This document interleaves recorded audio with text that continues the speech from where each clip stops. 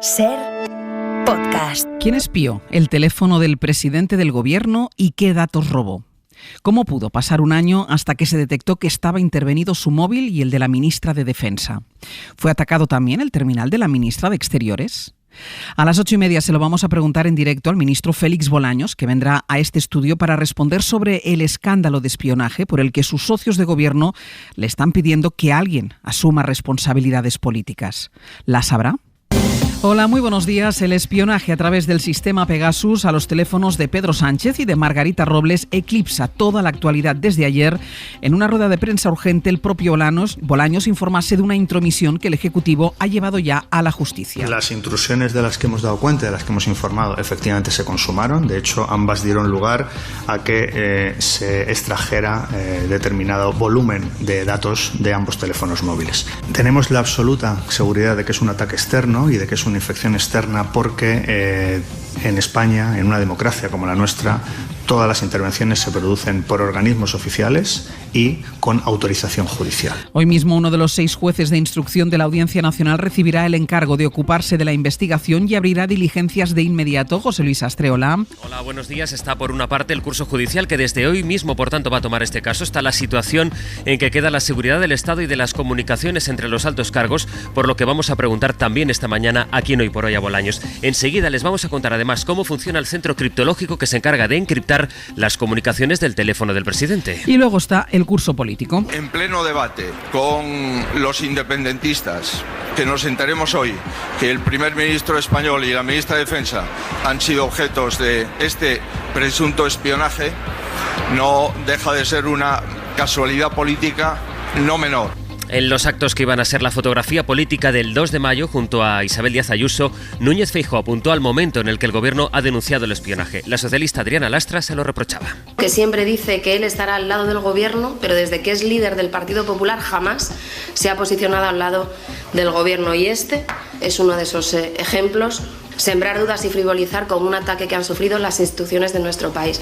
Y es que es gravísimo. Hoy mismo el Congreso debate si la Cámara va a crear una comisión de investigación por Pegasus, que es lo que están pidiendo los independentistas. Que también recelan del Ejecutivo. Puesto que el gobierno español no ha asumido ninguna responsabilidad en el espionaje masivo del que nosotros hemos sido víctimas, es evidente que nos merece poca confianza aquello que diga el gobierno español. Con el escándalo y el debate sobre la mesa, esta mañana se reúne el Consejo de Ministros. Y si Podemos ya pedía responsabilidades dentro del Ejecutivo por el espionaje independentistas, las pide ahora por el fallo de seguridad. Guillermo Lerma. Buenos días. Aunque el ala socialista del gobierno trata de presentar al presidente y a la ministra de Defensa como víctimas del espionaje, para el sector morado de la coalición, lo importante es que este caso revela sobre todo un fallo gravísimo en la seguridad, por el que dicen se deben producir dimisiones. Ione Belarra, secretaria general de Podemos. Creo que es gravísimo que hayamos conocido que se investigó, que se espió al presidente del gobierno y a la ministra de Defensa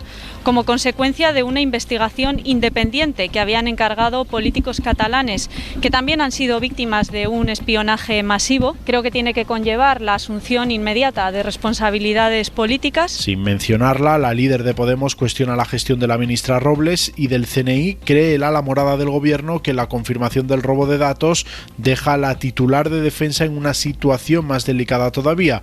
Consideran que saberlo o no es lo importante, sino que lo ocurrido genera desconfianza en los ciudadanos y eso obliga a asumir responsabilidades. El teléfono del presidente fue espiado al menos 2 veces en mayo del año pasado y el de Margarita Robles en junio. En aquel momento se debatían los indultos a los presos del Procés y se producía la crisis migratoria en Ceuta que enfrentó a España con Marruecos. Se extrajeron 2,6 gigas del terminal de Sánchez y 130 megas de Robles. El gobierno no ha señalado a nadie, habla de un ataque externo, apunta o a otro país o a una gran corporación multinacional. Varias informaciones apuntan esta misma mañana que también el año pasado fue atacado el teléfono de la entonces ministra de Exteriores, Arantxa González Laya. Le preguntaremos a Bolaños nada más empezar el abierto de esta mañana.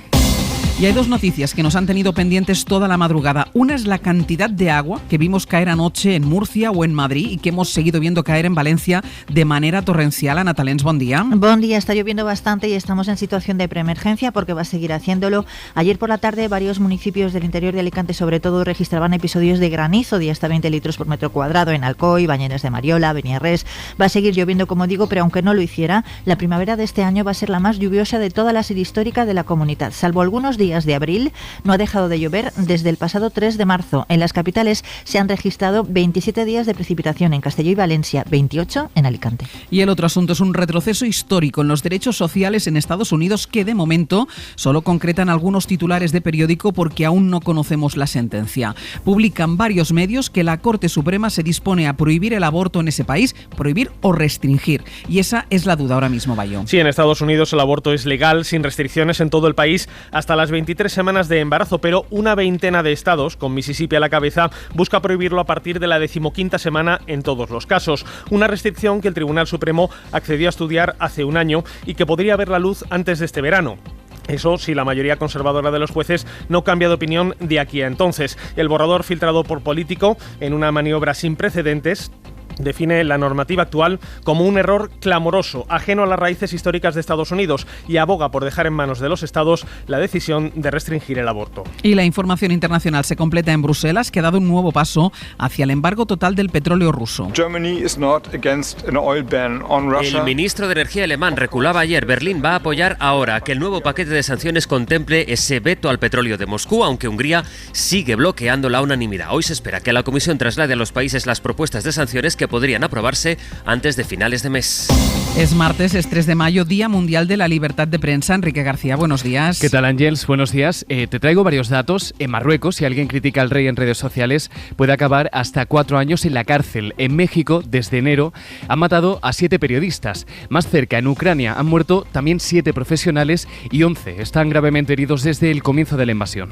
Hoy es día de hacer balance, de presentar informes. Este año despierta especial interés el trabajo de los compañeros en Ucrania y la censura en Rusia. Hoy Reporteros Sin Fronteras va a presentar su clasificación mundial de la libertad de prensa. El año pasado confirmó la tendencia de los últimos años, que hay una hegemonía nórdica, porque Noruega, Finlandia, Suecia y Dinamarca encabezan la posición.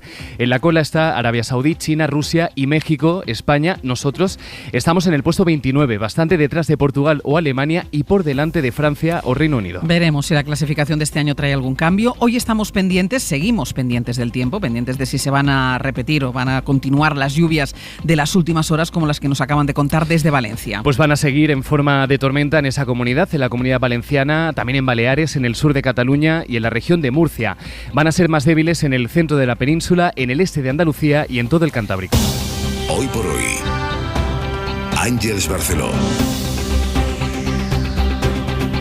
Más allá de las preguntas sobre cuándo comenzó a sospechar el gobierno de que se había intervenido el teléfono del presidente y de la ministra de Defensa o por qué la inteligencia española ha tardado un año en percatarse de ese espionaje, la denuncia que hizo ayer el Ejecutivo nos deja la evidencia de que existen programas informáticos que son capaces de vulnerar cualquier sistema de seguridad, incluso los más férreos, y que algo ha fallado en los servicios de inteligencia. Se abre, por tanto, una brecha en la seguridad que debe garantizar, en este caso, el Centro Criptológico Nacional. Este es el centro que depende del CNI y que revisa los teléfonos del presidente y de los altos cargos del gobierno cada 2 meses. Los análisis de inteligencia han fallado, así que ahora se abre la puerta a que la justicia abra diligencias para averiguar qué ha ocurrido. Ana Terradillos, buenos días. ¿Qué tal? Buenos días. Es el Centro Criptológico Nacional el que se encarga de preparar estos móviles encriptados a partir de programas informáticos que previenen ataques, pero es que además, según el protocolo institucional, la comunicación de los ministros con el presidente del gobierno está diseñada con un sistema software que está completamente cifrado y que España compra a la empresa Indra. No se sabe quién ha sido el autor material del robo, se barajan potencias extranjeras como Marruecos e incluso el Ejecutivo no descarta que haya sido una compañía multinacional que podría ser una empresa nacional o extranjera y que derrocaría la teoría de que Pegasus solamente se vende a gobiernos. Los móviles espiados son los institucionales y se sospechaba que habían sido espiados. Por eso, según fuentes del CNI, se mandó esa investigación exhaustiva el pasado fin de semana. El sistema Pegasus, que en teoría solo se vende a los gobiernos, permite robar información y que el hacker prácticamente se adueñe del teléfono. Permite incluso que pueda grabar con la cámara. Nieves Goicoechea. El programa espía de Pegasus es muy difícil de detectar porque aprovecha brechas de seguridad que a veces ni siquiera conoce el fabricante del teléfono. Aprovecha, por ejemplo, errores de programación que pueden darse en mensajería instantánea, en SMS, sin que el usuario haya hecho nada. Cuando logra penetrar en el móvil, Pegasus copia documentos confidenciales, correos, vídeos, fotos, conversaciones o activa la cámara y el audio. Según expertos consultados, la información robada al presidente en gigas y megas equivale a la capacidad para descargar y ver una película de altísima resolución o a la copia de seguridad de WhatsApp. La información extraída a Margarita Robles es menor. Deepa Daswani, ingeniero informático que ha trabajado en el área de seguridad del gobierno, indica que en otras ocasiones Pegasus ha logrado entrar así en los teléfonos Apple. Hemos visto que Pegasus estaba ligado a una vulnerabilidad en el e-message del iPhone. Es decir, que tú podías recibir un e-message sin hacer nada y ya eras infectado con Pegasus. Daswani aseguró en La Ventana que es muy difícil que un ciudadano de a pie sufra estos ataques porque van teledirigidos a objetivos muy concretos y tienen un coste muy elevado. Emmanuel Macron, Mohamed VI o Khashoggi son algunos nombres de personalidades públicas que hoy sabemos que fueron espiados por Pegasus. El pasado mes de julio, una investigación desveló que 50.000 teléfonos de personalidades públicas de todo el mundo habían sido infectados a través de este programa. Antes, otra exclusiva desveló que Estados Unidos estuvo al menos 4 años controlando a Angela Merkel. Pablo Morán. La ONG Forbidden Stories y Amnistía Internacional elevaron en julio del año pasado a 50.000 las personas afectadas por Pegasus. Entre ellas hay activistas, defensores de derechos humanos, periodistas como Jamal Khashoggi. En Polonia se ha utilizado contra opositores y en Hungría contra la prensa que investiga la lujosa vida del entorno de Víktor Orbán. De ahí que esta europarlamentaria húngara hablara en la Cámara Comunitaria del Watergate europeo. Emmanuel Macron también está en la lista, él y medio gobierno francés. Un conseil de défense exceptionnel à l'Élysée dédié à cette affaire Pegasus et à la question. Acusaron a Marruecos de estar detrás del espionaje, pero Rabat lo negó y Mohamed VI también fue víctima de Pegasus junto a la oposición marroquí. Charles Michel es otro de los afectados y en Downing Street también se ha buscado el rastro del software.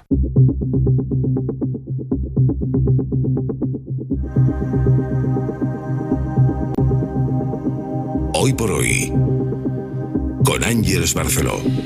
Lo contábamos en portada, el cambio de postura de Alemania ha reforzado la mayoría de gobiernos de la Unión que apoyan dejar de comprar petróleo a Rusia. Un veto que está previsto que forme parte del próximo paquete de sanciones a Moscú, aunque con la negativa de Hungría. Sí, porque Budapest ya ha adelantado que votará en contra de cualquier medida que ponga en peligro el suministro a su país, así que en Bruselas dan por hecho que no va a haber un criterio único. Por eso los ministros de Energía aprobaron ayer el veto al petróleo ruso, pero permitiendo que ese país se salga de la línea oficial de Bruselas. Hoy se espera que la Comisión traslade las propuestas de sanciones a cada uno de los países y anoche el jefe de la diplomacia comunitaria, Josep Borrell, fijaba a finales de mayo la fecha en la que podrían aprobarse el nuevo paquete de sanciones. El embargo al petróleo ruso supondría que ese país deje de ingresar 48.000 millones de euros anuales de Europa. Hay reticencias de parte del empresariado europeo, especialmente de países más dependientes como Italia. Sin embargo, su primer ministro ha sido uno de los más claros de la Unión. Italia quiere desconectarse cuanto antes de la energía rusa. Corresponsal en Roma, Joan Solés. Parte del empresariado italiano ha expresado malestar porque las sanciones a Rusia perjudican sus exportaciones o importaciones. Ante la polémica, el primer ministro Draghi ha dejado claro que la posición italiana es aquella de Francia, Alemania y de todos, seguir las indicaciones de la Comisión Europea. Y respecto a la dependencia del gas ruso, la estrategia del gobierno es affrancarsi il più rapidamente possibile dalle importazioni di gas dalla Russia. La estrategia del gobierno italiano es la de desconectarse cuanto antes de la importación de Rusia, ha dicho Draghi, quien, por cierto, ha expresado malestar por la entrevista en uno de los canales de televisión propiedad de Berlusconi el domingo por la noche al ministro de Exteriores ruso Lavrov. En realidad fue un mitin, no una entrevista. No hubo contradictorio en la difusión de propaganda y falsedades del ministro ruso. Lo que dijo el ministro Lavrov fue aberrante. El ministro ruso comparó al presidente ucraniano Zelensky con Hitler y se aferró a la leyenda que el líder nazi era judío para concluir que los mayores antisemitas son precisamente los judíos. En cuanto a Hitler y los judíos, ha comentado Draghi, lo que dijo Lavrov es obsceno.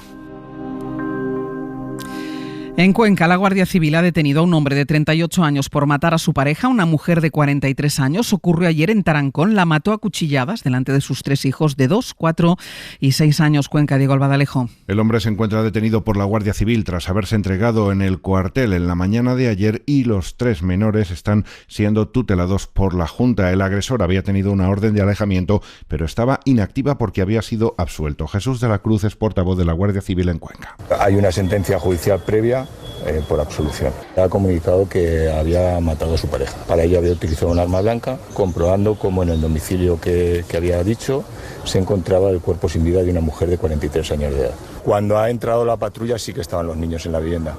La mujer residía desde hace años en Tarancón, que ha decretado 3 días de luto oficial y donde esta mañana habrá una concentración de repulsa. El caso está bajo secreto de sumario. En Cataluña, el Departamento de Salud ha informado que extenderá la vacunación contra el papiloma humano a los chicos de entre 11 y 12 años. Las asociaciones de pediatría vienen recomendando a las administraciones que la incluyan en la cartilla de vacunación y Cataluña se convierte en la primera comunidad autónoma en vacunar a los 2 sexos. Barcelona, Sergi López, buen día. Buen día. La vacuna se administra a las niñas desde el año 2008, pero ahora la Generalitat considera que para ser equitativos también se le debe administrar a los niños. En el caso de los hombres, el papiloma puede favorecer la aparición de tumores y lesiones malignas en la boca, el esófago, el pene y el ano. La vacuna protege en un 90% de los casos y la Generalitat la aplicará a todos, niños y niñas, en sexto de primaria. Se equiparará así a una quincena de países europeos. Y en Portugal, el gobierno ha anunciado ya la 4ª dosis de la vacuna contra el COVID. Lisboa, Lucas Font. Todavía no hay una fecha decidida, pero el gobierno portugués da por hecho que administrará la 4ª dosis a los mayores de 80 años a finales de agosto o principios de septiembre. En este momento la indicación es que esto ocurrirá antes de otoño-invierno, que es el periodo más hostil a los virus respiratorios, aunque el contexto epidemiológico podría precipitarlo a un momento anterior, ha dicho la ministra de Sanidad, quien ha recordado que esta decisión está en línea con la posición de la Agencia Europea del Medicamento. Por ahora, Portugal ya está aplicando la 4ª dosis a las personas con problemas inmunitarios bajo prescripción médica y contempla administrarla también a la franja de 60 a 80 años. En el caso de las franjas más jóvenes, esta opción está de momento descartada. Suscríbete a Las 7 de Hoy por Hoy. Todos los episodios y contenidos adicionales en la app de Cadena Ser y en nuestros canales de Apple Podcast, Spotify, iVoox, Google Podcast y YouTube. Escúchanos en directo en la Ser de lunes a viernes a las 7 de la mañana. Cadena Ser. La radio.